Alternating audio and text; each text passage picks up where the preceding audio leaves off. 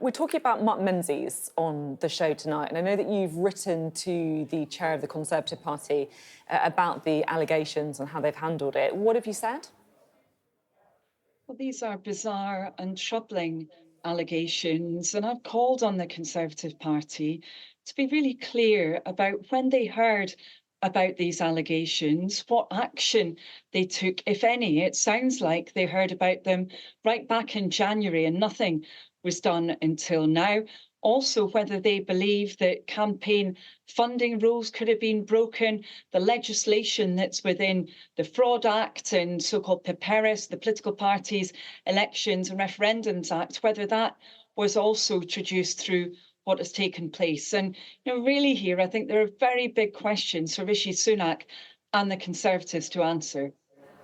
You mentioned there the rules over campaign funding and whether they've been broken. Now, I should say it's important to emphasise, Mark Menzies denies wrongdoing. He says that he did act within the rules.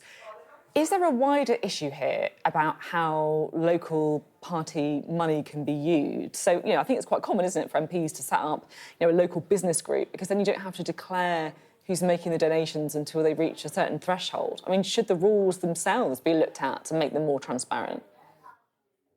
Well, to be honest, from first base, I think we need to understand from the Conservative Party whether their understanding of this situation is that rules were held to or otherwise. And it's not clear whether they've even conducted an investigation into that question. But then, of course, rules do need to be followed. That's very important. It's something that certainly the Labour Party takes very seriously to make sure that we are complying. And that's the least, frankly, that people deserve, because they need to understand that politics is driven by a focus on what will actually improve people's lives, that yes, it is funded, but that funding comes from legitimate sources, and that is transparent and clear for everyone to see. You see, I feel like you're answering a slightly different question there about whether the rules have been broken and saying that the Labour Party would always follow the rules. Are the rules themselves fit for purpose? Do we need more transparency over how local MPs, local campaigning can be funded? We believe overall there does need to be change around the panoply of rules that apply to members of Parliament. That's why we set out plans for an Integrity and Ethics Commission. But what appears to be the case here, and I will speak very broadly because, of course, we don't know the details of what has taken place, but it seems like funds that would have been allocated ultimately for campaigning have not been spent on that. Now, of course, that's something for the Conservative Party and, if necessary, the police to be investigating, and they should have looked into it, it appears, on the Conservative Party side quite a bit earlier than now. It looks like it's only press reports that have led to that focus. So, to be frank, I don't think it's the rules themselves that are at issue here.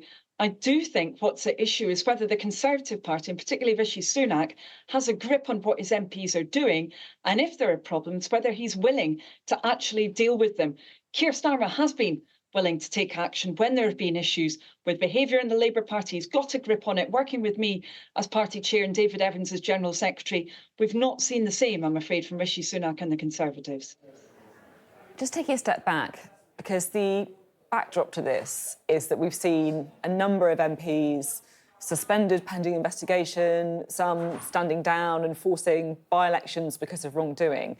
Is this something that comes up a lot on the doorstep? And is there a risk that voters start thinking, they're all the same, I don't trust any of them?